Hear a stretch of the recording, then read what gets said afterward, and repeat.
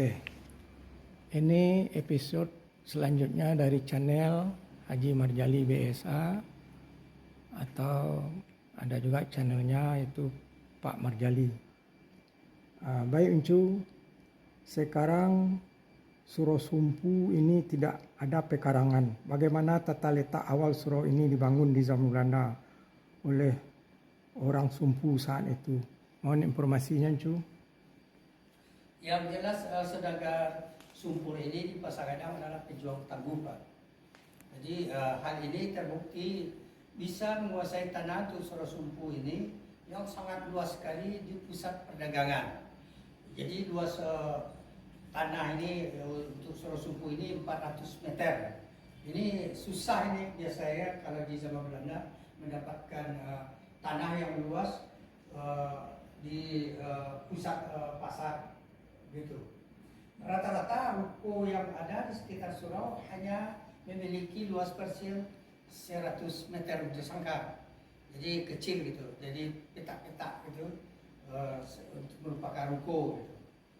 Dan kedua, ini buktinya sebagai pejuang tangguh gitu yang namanya saudagar Sumpur ini.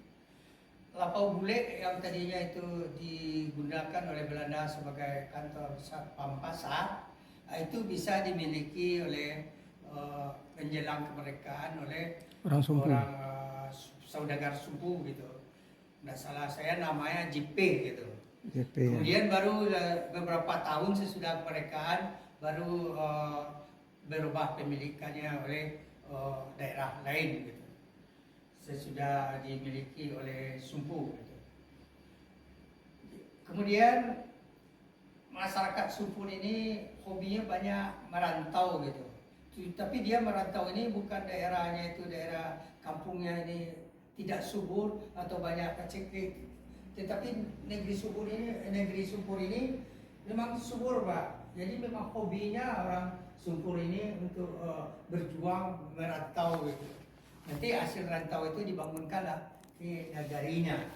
Dan ini terbukti dari Pak Haji Rusdi Safri yang perantau Sumpur yang sudah lama di Jawa dan sudah sukses. Dia tidak saja membangun gitu musala atau masjid ataupun keperluan di kampung dia di Sumpur ini, tetapi dia juga membangun gitu musala dan masjid yang ada di rantau di sekitar tempat tinggal dia di Jawa gitu. Dan terakhir ini dia membangun Surau Sumpu, yaitu surau yang terletak bukan di negari Sumpu tetapi terletak di Pasagadang. Jadi beliaulah yang mempunyai inisiatif gitu untuk memewahkan Surau Sumpu ini yang sudah berdiri di akhir abad 18 ini.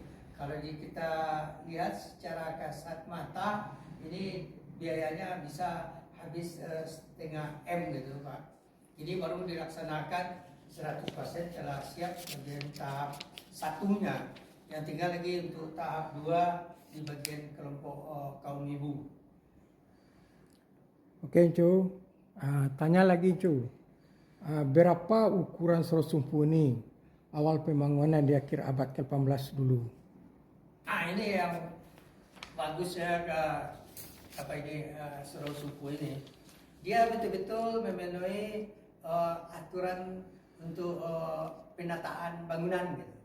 Jadi luas tanahnya 400 meter, tetapi yang dibangunnya cuma kira-kira 100 meter aja.